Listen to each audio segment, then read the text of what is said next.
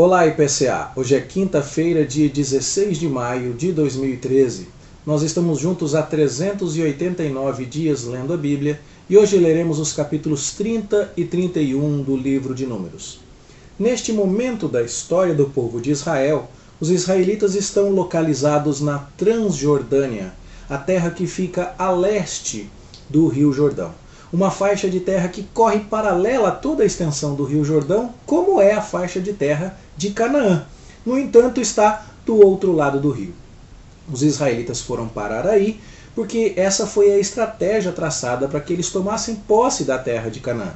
Eles entrariam em Canaã atravessando o rio e não no sentido sul-norte, vindo de baixo, de onde eles estavam, que era a região de Cádiz Barneia. Eles então, como já dissemos e já mostramos a você, contornaram os edomitas, os descendentes de Esaú. Deus não permitiu que houvesse guerra com aquele povo, porque era um povo protegido por Deus. E então chegaram à Transjordânia. Tentaram passagem pacífica, mas não obtiveram sucesso na diplomacia. E então tiveram suas primeiras guerras. Derrotaram Seom, rei de Esbom, na terra dos amorreus, e tomaram posse daquela terra. Derrotaram também Og, rei de Bazã, mais ao norte, e então tomaram posse de uma vasta porção de terra, que inclui a terra dos filhos de Amon, mais ao norte, e dos amorreus no centro.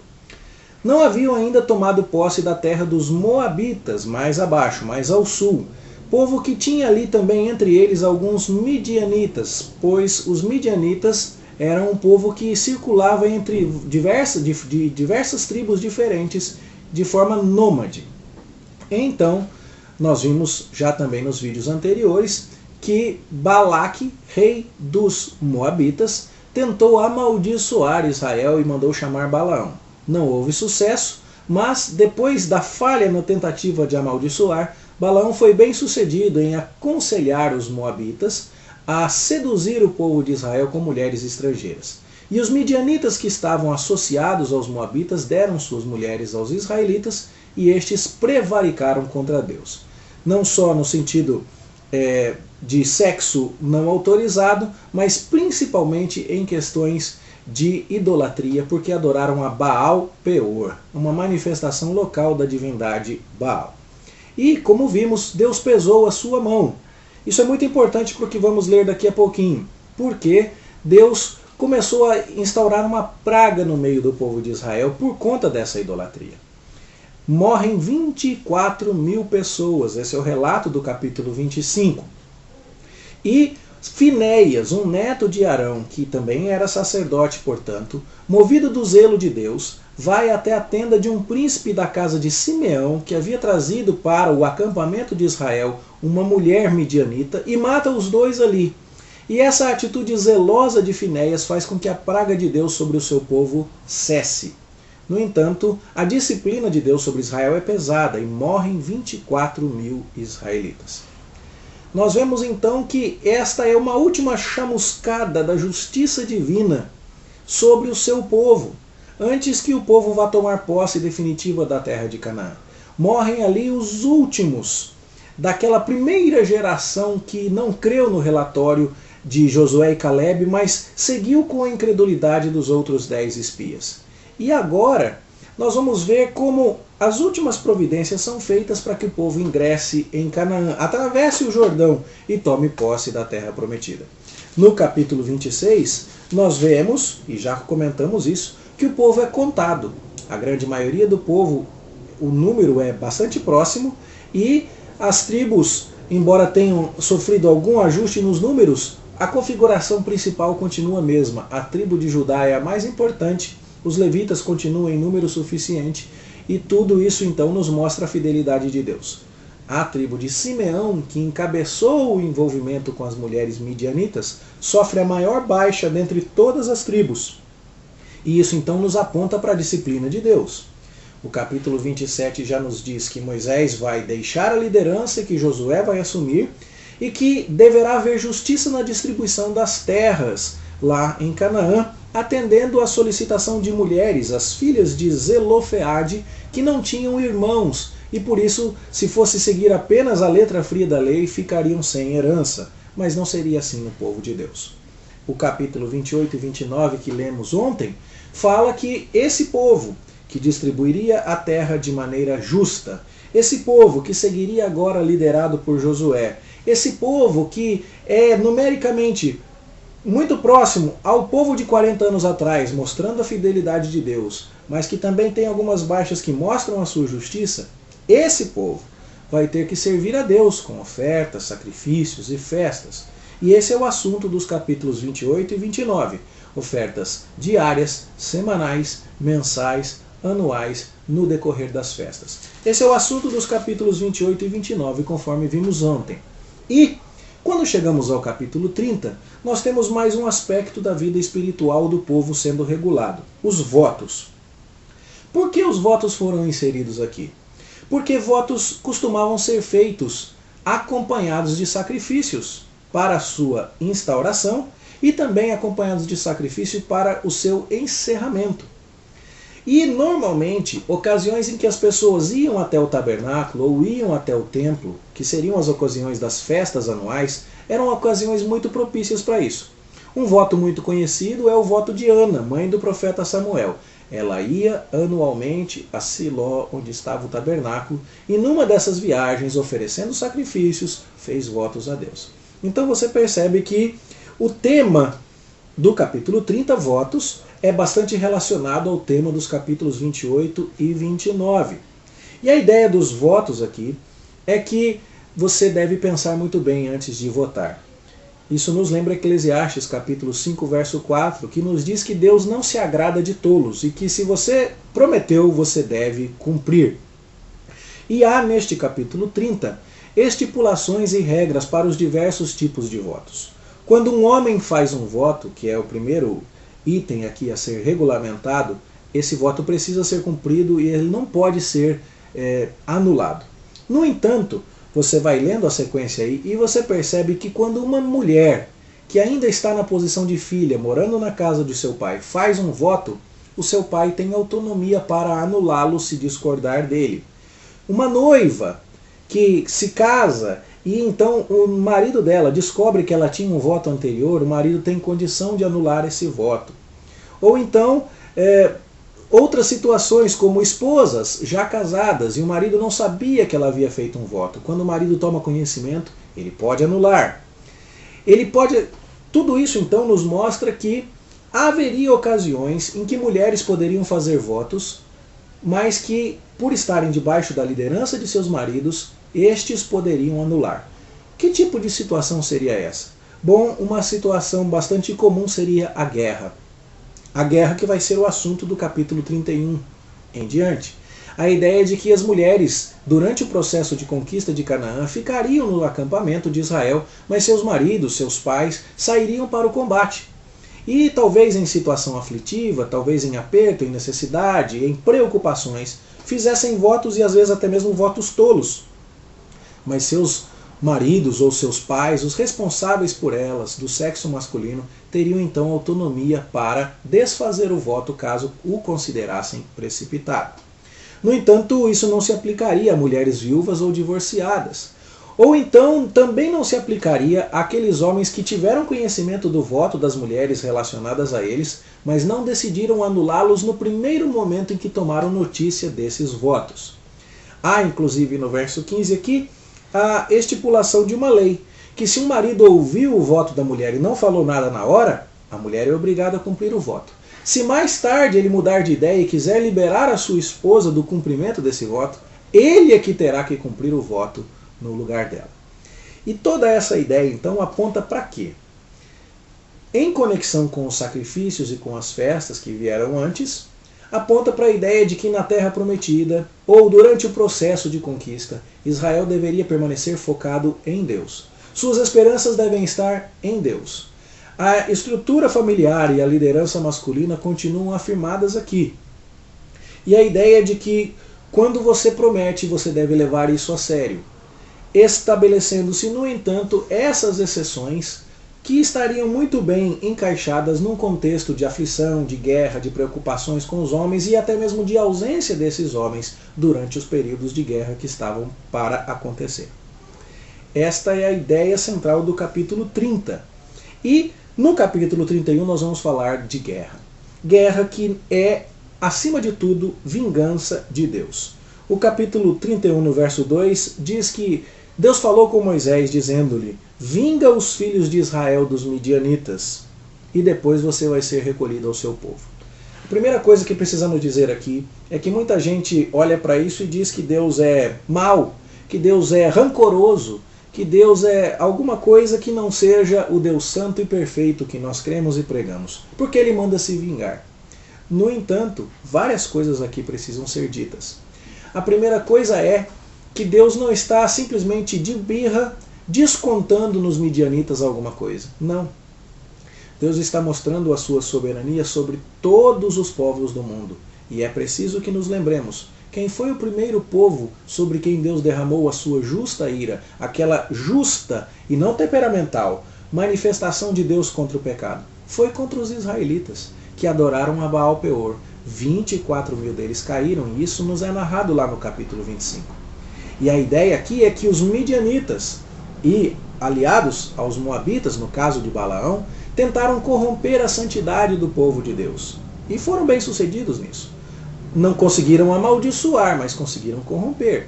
E aqui então Deus vai executar a sua ira sobre aqueles que tentaram corromper em grau absoluto o seu povo. Pode parecer tendencioso, mas vamos nos lembrar, Israel também sofreu. Os mesmos direitos que Deus reivindica ao vingar-se dos midianitas, Ele também executou ao disciplinar o seu povo. E é interessante que Deus dá essa ordem a Moisés, mas Deus diz ao próprio Moisés: depois que você vingar o povo de Israel dos midianitas, você vai ser recolhido. Você vai morrer. E por que Moisés vai morrer? Porque ele não honrou a Deus no episódio de Massá. A justiça de Deus é tal que recai até mesmo sobre o amado e o inigualável Moisés. Então, isso tudo coloca as coisas para nós na devida perspectiva. O povo vai sair porque serve a um Deus santo, já recebeu a sua disciplina e agora vai ser o cetro da sua ira, o instrumento da sua justiça em relação aos midianitas. Todas as tribos de Israel vão participar. Cada uma delas dá 1000 soldados para participarem da guerra. Vão ao lado desses soldados, possivelmente Josué liderando o exército, isso não é declarado aqui, porque o ponto principal não é a guerra em si, mas é a santidade de Deus que está sendo vindicada.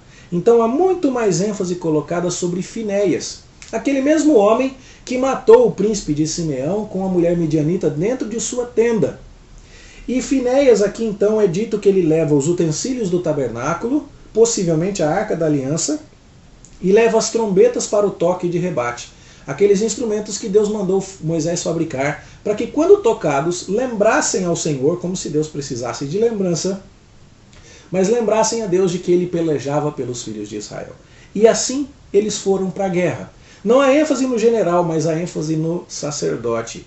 E a ideia aqui então é de que está se fazendo uma guerra santa. Note que os midianitas que são mortos incluem 5 reis, e dentre esses reis está Zur. É o terceiro rei mencionado aqui na lista.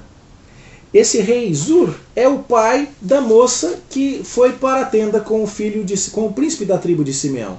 O nome da moça era Cosbi, filha de Zur. Isso está lá em Números 25:15. Então o pai daquela menina que foi responsável pela desgraça no acampamento e que morrendo aquela moça a praga passou, o pai dessa moça agora também é executado. E com ele também é executado Balaão, filho de Beor, que estava aliado aos moabitas e a Balaque, mas agora neste momento associado aos midianitas, que geograficamente falando aqui estavam ali bastante próximos aos filhos de Moabe, tendo em vista que os midianitas não se concentravam num único lugar, mas se espalhavam em diversas regiões como tribos nômades. E então, o que nós temos em perspectiva aqui é uma batalha dirigida à porção dos midianitas que está próxima dos moabitas. Bom, esses detalhes geográficos talvez sejam um pouco confusos, então vamos nos concentrar nas ênfases. Deus é santo.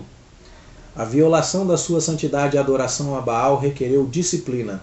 Depois de fazer isso, Deus manda que o povo seja contado para mostrar que ele é fiel. E, no entanto, a tribo que sofreu maior baixa sofreu por disciplina.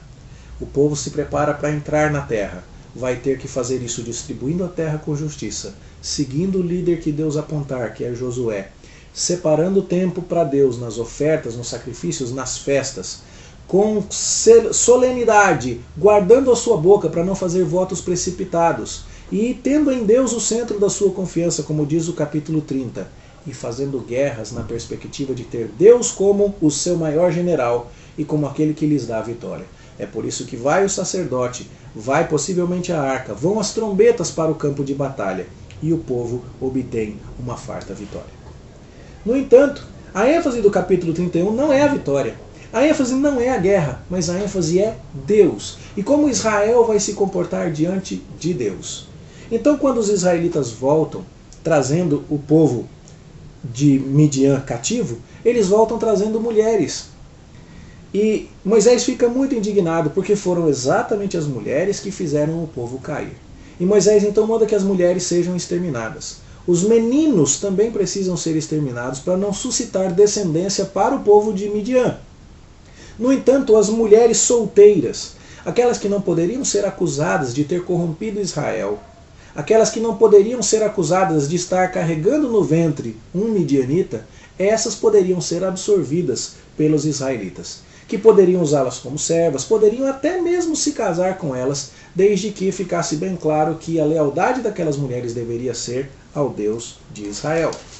E então, fica muito claro aqui que a guerra é toda vivida na perspectiva de Deus. O motivo da guerra é a vingança de Deus. A ênfase não é no general da guerra, mas no sacerdote da guerra. Os inimigos a serem mortos são aqueles que desviaram o povo de Deus. E aqueles a serem preservados são aqueles que não ameaçarão de forma alguma a santidade do povo de Deus. Além disso, a partir do verso 19, nós vemos a purificação dos soldados. Gente que tomou contato com cadáveres e que não podia agora entrar cerimonialmente impuro no acampamento. E ficam fora do acampamento por uma semana antes de entrar para reencontrar a sua família. Além disso, há a questão da divisão do despojo de guerra. Eles trouxeram uma quantidade enorme de animais.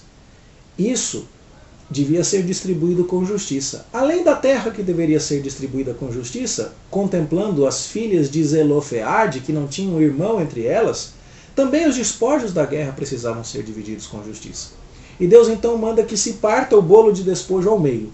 Metade fica com os soldados que foram para a guerra, 12.000. A outra metade fica com todo o resto. É justo que os soldados recebam mais, eles correram riscos. Eles fizeram a parte mais difícil.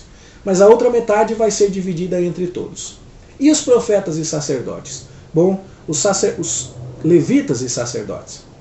Os sacerdotes serão atendidos da parte do despojo dos soldados. Um entre cada 500 animais vai ser dado a eles. E os levitas? Os levitas serão atendidos da parte da congregação. Um entre cada 50 animais será dado aos levitas. Essa distribuição, portanto, mostra também que Deus é o Senhor de tudo, e que Ele quer que o seu povo compartilhe as bênçãos e que reconheça o seu senhorio sobre tudo. Quando os homens contam os soldados que foram e que voltaram à guerra, percebem que nenhum homem se perdeu. Esta é uma demonstração maravilhosa da provisão de Deus. A guerra feita pelos motivos de Deus, na dependência de Deus, seguindo as regras de Deus, vai ser sempre bem sucedida. E possuídos de temor ao ver o tamanho da vitória que haviam alcançado, os israelitas resolvem dedicar a Deus todo o ouro que haviam obtido em despojo. E então eles entregam tudo isso para o tabernáculo.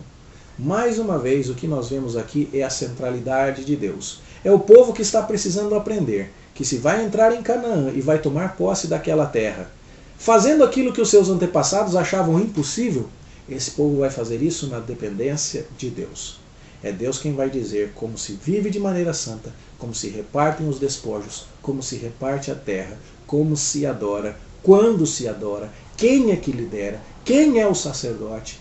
E tudo isso nós aprendemos nestes capítulos que antecederam a leitura que fizemos hoje. Isso nos mostra que Deus tem interesse em todas as áreas da nossa vida e que devemos sim, se esperamos chegar lá bem-sucedidos, seguir as instruções do Senhor em todas as áreas. E se podemos sumarizar a vontade de Deus para nós, como vamos ver lá no Novo Testamento, a vontade de Deus é a nossa santificação. É o povo santo. Disso é que nós aprendemos aqui. A ênfase não está na guerra, mas sim em como fazer guerra para Deus.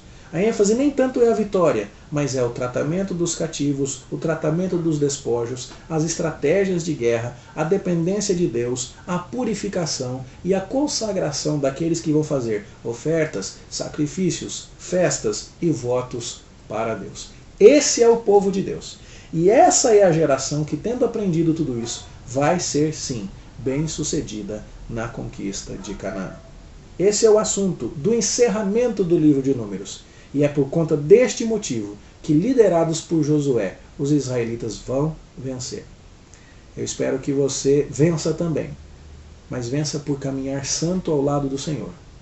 E possa cumprir-se na sua vida aquela promessa de Apocalipse, que ao vencedor eu darei a coroa da vida. Sejamos fiéis até a morte, para vencermos com o Senhor Jesus e vivemos este ideal de Números. Esta é a lição preciosa que tiramos hoje para nós. Amanhã prosseguiremos, se Deus quiser, lendo o capítulo 32 em diante. Bom estudo para você, boa leitura e até lá.